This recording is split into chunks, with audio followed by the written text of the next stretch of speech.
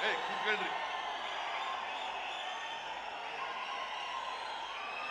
ಈಗ ನಿಮ್ ಗಲಾಟೆ ಕೇಳಬೇಕು, ನನ್ನ ಭಾಷಣ ಕೇಳ್ತೀರಾ?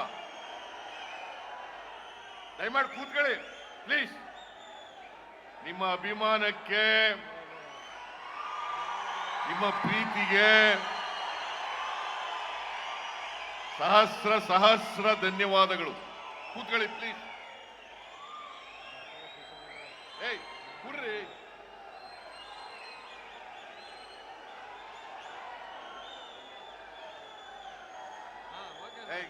ಬಿಡಪ್ಪ, ಸಾಕು ಬಿಡು.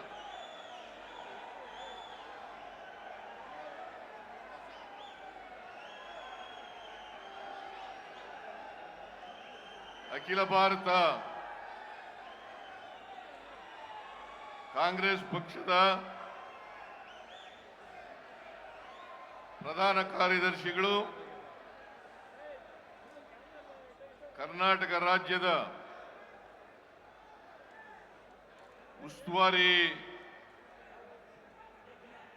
ಉಸ್ತುವಾರಿಗಳು ಆದಂತ ಮಾನ್ಯ ಸುರ್ಜೇವಾಲಾ ಅವರೇ,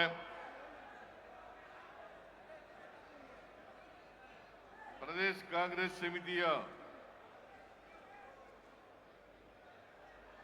ಅಧ್ಯಕ್ಷರು, ರಾಜ್ಯದ ಉಪಮುಖ್ಯಮಂತ್ರಿಗಳು ಆದಂತ ಶ್ರೀ ಡಿ.ಕೆ. ಶಿವಕುಮಾರ್ ಅವರೇ,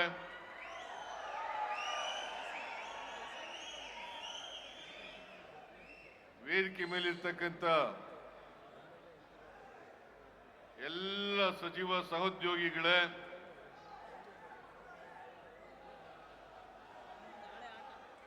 ಶಾಸಕ ಮಿತ್ರರೇ, ಸಂಸತ್ತಿನ ಸದಸ್ಯರುಗಳೇ, ಮಾಜಿ ಶಾಸಕರೇ, ಮಾಜಿ ಸಂಸತ್ ಸದಸ್ಯರುಗಳೇ,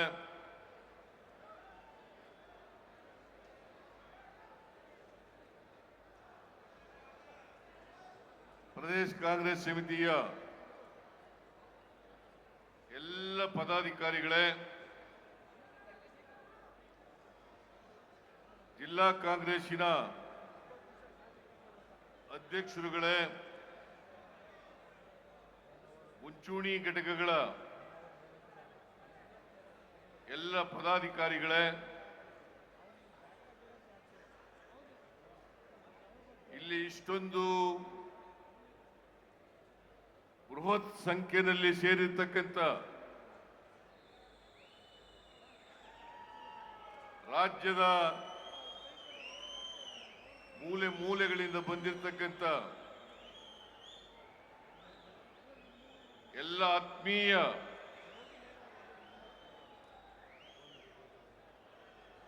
ಕಾರ್ಯಕರ್ತ ಬಂಧುಗಳೇ, ತಾಯಂದಿರೇ, ಎಲ್ಲ ಯುವಕ ಮಿತ್ರರೇ,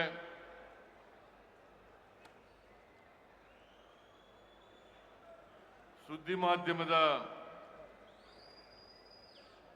ಎಲ್ಲ ಸ್ನೇಹಿತರೆ, ಮೊದಲಿಗೆ ನೀವೆಲ್ಲರೂ ಕೂಡ ಬೆಳಿಗ್ಗೆಯಿಂದಲೇ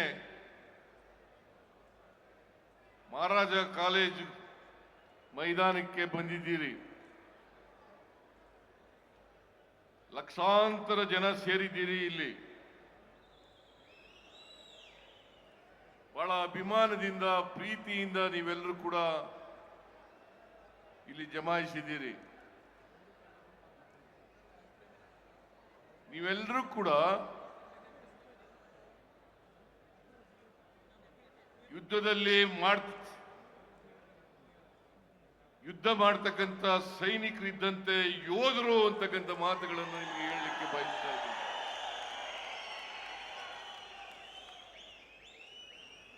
ಪ್ರಜಾಪ್ರಭುತ್ವಕ್ಕೆ ಅಪಾಯ ಬಂದಾಗ, ಸಂವಿಧಾನಕ್ಕೆ ಅಪಾಯ ಬಂದಾಗ ಈ ದೇಶದಲ್ಲಿ ನೀವೆಲ್ಲರೂ ಕೂಡ ಯೋಧರಂತೆ ಹೋರಾಟ ಮಾಡ್ತಿ ಪ್ರಜಾಪ್ರಭುತ್ವವನ್ನ ಸಂವಿಧಾನವನ್ನ ರಕ್ಷಣೆ ಮಾಡ್ತಕ್ಕಂಥ ಕೆಲಸವನ್ನ ನೀವು ಮಾಡ್ತೀರಿ. ಇದನ್ನ ಸ್ವಾತಂತ್ರ್ಯ ಬಂದರಿಂದಲೂ ಕೂಡ ಇಲ್ಲಿವರೆಗೆ ನೀವೆಲ್ಲರೂ ಕೂಡ ಮಾಡ್ತಾ ಇದ್ದೀರಿ. ಅದಕ್ಕೋಸ್ಕರ ನಿಮ್ಮೆಲ್ಲರಿಗೂ ಕರ್ನಾಟಕದ 7 ಕೋಟಿ ಕನ್ನಡಿಗರಿಗೆ ನನ್ನ ಹೃತ್ಪೂರ್ವಕವಾದಂತಹ ಧನ್ಯವಾದಗಳನ್ನ ಈ ಸಂದರ್ಭದಲ್ಲಿ ಹೇಳಲಿಕ್ಕೆ ಬಯಸ್ತಾ ಇದ್ದೇನೆ. ಇವತ್ತು ಕ್ವಿಟ್ ಇಂಡಿಯಾ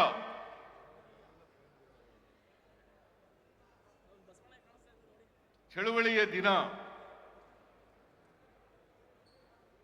ಮಹಾತ್ಮ ಗಾಂಧೀಜಿಯವರು 1942 ಆಗಸ್ಟ್ 9ನೇ ತಾರೀಕು ಈ ದೇಶದ ಎಲ್ಲ ಜನರಿಗೆ ಕರೆಯಿಂದ ಕೊಟ್ಟಂತ ದಿನ. ಬ್ರಿಟಿಷ್ನವರಿಗೆ ಎಚ್ಚರಿಕೆಯನ್ನು ಕೊಟ್ಟು, ಬ್ರಿಟಿಷರೇ ದೇಶವನ್ನು ಬಿಟ್ಟು ತೊಲಗಿ ಅಂತಕ್ಕಂಥ ಕಹಳೆಯನ್ನ ಊದಂತ ದಿನ ಅಂತಕ್ಕಂಥದನ್ನ ಇವತ್ತು ನಾವು ಮರೀಲಿಕ್ಕೆ ಸಾಧ್ಯ ಇಲ್ಲ. ಮಹಾತ್ಮ ಗಾಂಧೀಜಿಯವರ ನೇತೃತ್ವದಲ್ಲಿ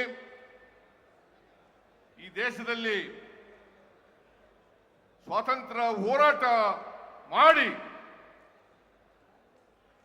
ಎಲ್ಲ ಸ್ವಾತಂತ್ರ್ಯ ಯೋಧರು ಕೂಡ ತ್ಯಾಗ ಬಲಿದಾನಗಳನ್ನು ಮಾಡಿ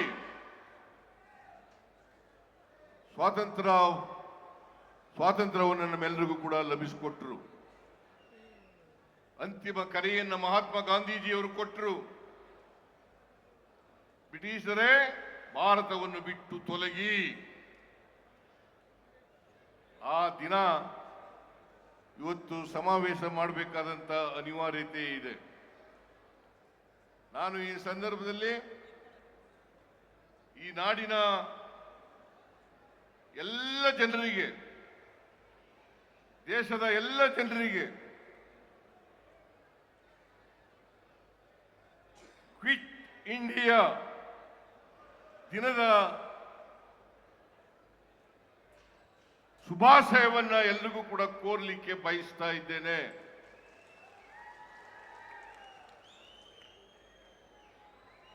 ಇವತ್ತು ನಮ್ಮ ನಾಡಿನಲ್ಲಿ ಮತ್ತು ದೇಶದಲ್ಲಿ ಕೋಮುವಾದಿಗಳನ್ನ, ಜಾತಿವಾದಿಗಳನ್ನ,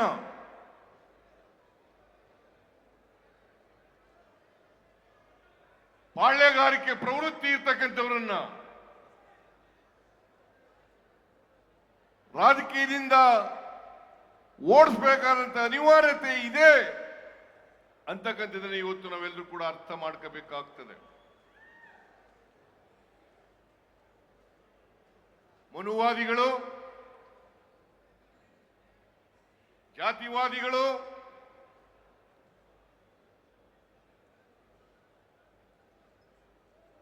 ಹಾಗೂ ಪಾಳ್ಯಗಾರಿಕೆ ಪ್ರವೃತ್ತಿ ಇರ್ತಕ್ಕಂಥವ್ರು ಯಾರು ಕೂಡ ಶೋಷಿತರು ಅಧಿಕಾರ ಮಾಡತಕ್ಕಂಥದನ್ನ ಸಹಿಸಲ್ಲ. ಇದನ್ನ ನಾವೆಲ್ಲರೂ ಕೂಡ ಒಕ್ಕೊಲಿನಿಂದ ಖಂಡಿಸಬೇಕಾಗ್ತದೆ, ವಿರೋಧ ಮಾಡಬೇಕಾಗ್ತದೆ. ಅದಕ್ಕೋಸ್ಕರವಾಗಿ ಈ ಸಮಾವೇಶವನ್ನ ಏರ್ಪಾಡು ಮಾಡಿರ್ತಕ್ಕಂಥದ್ದು.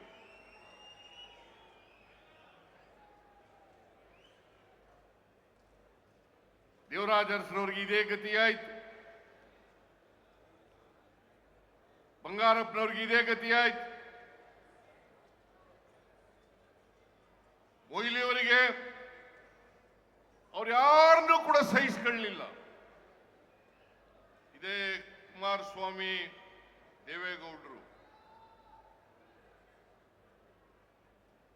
ಧರ್ಮಸಿಂಗ್ ಅವರಿಗೆ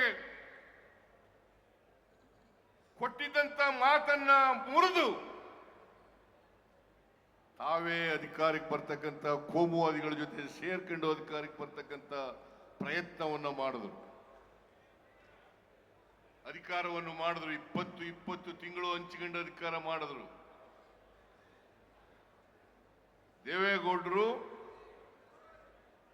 ಮತ್ತು ಕುಮಾರಸ್ವಾಮಿ ಅವರು ಯಾವತ್ತೂ ಕೂಡ ಕೊಟ್ಟ ಮಾತಿನಂತೆ ನಡ್ಕೊಳ್ತಕ್ಕಂಥ ವ್ಯಕ್ತಿಗಳಲ್ಲ. ಸೇಡಿನ ರಾಜಕೀಯವನ್ನು ಮಾಡೋದರಲ್ಲಿ, ದ್ವೇಷದ ರಾಜಕಾರಣವನ್ನು ಮಾಡೋದರಲ್ಲಿ, ಬೇರೆಯವರು ಅಧಿಕಾರದಲ್ಲಿ ಇರ್ತಕ್ಕಂಥದನ್ನ ಸಹಿಸಲಿಕ್ಕೆ ಸಾಧ್ಯ ಆಗದೆ ಇರ್ತಕ್ಕಂಥ ಮನಸ್ಥಿತಿ ಇರ್ತಕ್ಕಂಥವರು ದೇವೇಗೌಡರು ಮತ್ತು ಅವರ ಕುಟುಂಬ ಅಂತಕ್ಕಂಥದನ್ನ ಇವತ್ತು ಅನಿವಾರ್ಯವಾಗಿ ಹೇಳಲೇಬೇಕು ಅಂತಕ್ಕಂಥ ಮಾತುಗಳನ್ನ ತಮಗೆ ತಿಳಿಸಲಿಕ್ಕೆ ಬಯಸ್ತಾ ಇದ್ದೇನೆ. ನೀವೆಲ್ಲ ನೋಡಿದ್ರಿ ಟಿವಿನಲ್ಲಿ ಬಿಜೆಪಿಯವರು ಜೆಡಿಎಸ್ನವರು ಹೇಗೆ ಒಬ್ರಿಗೊಬ್ರು ಬೈದಾಡ್ಕೊಂಡಿದ್ರು. ದೇವೇಗೌಡರು ಹೇಳ್ತಾ ಇದ್ರು ಅಧಿಕಾರದಲ್ಲಿದ್ದ ಅವರು ಬಿಜೆಪಿಯವರ ಜೊತೆ ಸೇರ್ಕೊಳ್ಳೋದಕ್ಕಿಂತ ಮುಂಚಿತವಾಗಿ ನರೇಂದ್ರ ಮೋದಿ ಅವರು ಪ್ರಧಾನಮಂತ್ರಿ ಆದರೆ ನಾನು ಈ ದೇಶದಲ್ಲಿ ಇರೋದಿಲ್ಲ ಅಂತ ಹೇಳಿದ್ರು.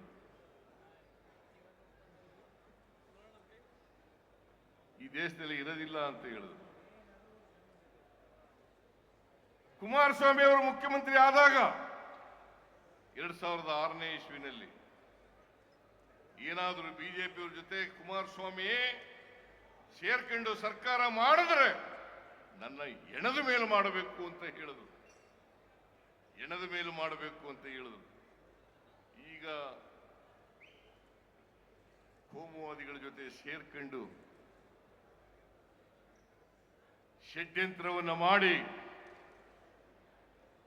ಕೇಂದ್ರ ಸರ್ಕಾರ ಜೊತೆ ಶಾಮೀಲಾಗಿ ಕರ್ನಾಟಕದ ಬಿಜೆಪಿ ಜೊತೆ ಸೇರ್ಕೊಂಡು ನಮ್ಮ ಸರ್ಕಾರವನ್ನ ದುರ್ಬಲಗೊಳಿಸತಕ್ಕಂಥ ದುಷ್ಟ ಪ್ರಯತ್ನವನ್ನ ಮಾಡ್ತಾ ಇದ್ದಾರೆ. ದುಷ್ಟ ಪ್ರಯತ್ನವನ್ನು ಮಾಡ್ತಾ ಇದ್ದಾರೆ. ನಾನು ನಿಮಗೆ ತಿಳಿಸಲಿಕ್ಕೆ ಬಯಸ್ತಾ ಇದ್ದೇನೆ, ಗೊತ್ತಿದೆ ನಿಮ್ಗೆಲ್ಲರಿಗೂ ಕೂಡ. ನಾನು 4 ದಶಕಗಳಿಂದ ರಾಜಕೀಯದಲ್ಲಿ ಇದ್ದೇನೆ. 4 ದಶಕಗಳಿಂದ ನಾನು 1984 ಆಗಸ್ಟ್ 17ರಂದು ಮಂತ್ರಿಯಾದೆ. ಅಂದಿನಿಂದ ಇವತ್ತಿನವರೆಗೆ ಅನೇಕ ಖಾತೆಗಳನ್ನು ನಿಭಾಯಿಸತಕ್ಕಂಥ ಅವಕಾಶ ಸಿಕ್ಕಿತ್ತು. ನಿಮ್ಮೆಲ್ಲರ ಆಶೀರ್ವಾದ, ನಿಮ್ಮ ಆಶೀರ್ವಾದದ ಫಲದಿಂದ 4 ದಶಕಗಳ ಕಾಲ ಈ ರಾಜ್ಯದ ರಾಜಕೀಯದ ಮುಂಚೂಣಿನಲ್ಲಿರ್ತಕ್ಕಂಥ ಅವಕಾಶವನ್ನ ಒದಗಿಸಿಕೊಟ್ಟಿದ್ರಿ. ಈ 4 ದಶಕಗಳ ಕಾಲ ನಾನು ಮಂತ್ರಿಯಾಗಿದ್ದೆ, 2 ಸಾರಿ ಉಪಮುಖ್ಯಮಂತ್ರಿಯಾಗಿದ್ದೆ, 2 ಸಾರಿ ಡೆಪ್ಟಿ ಚೀಫ್ ಮಿನಿಸ್ಟರ್ ಆಗಿದ್ದೆ.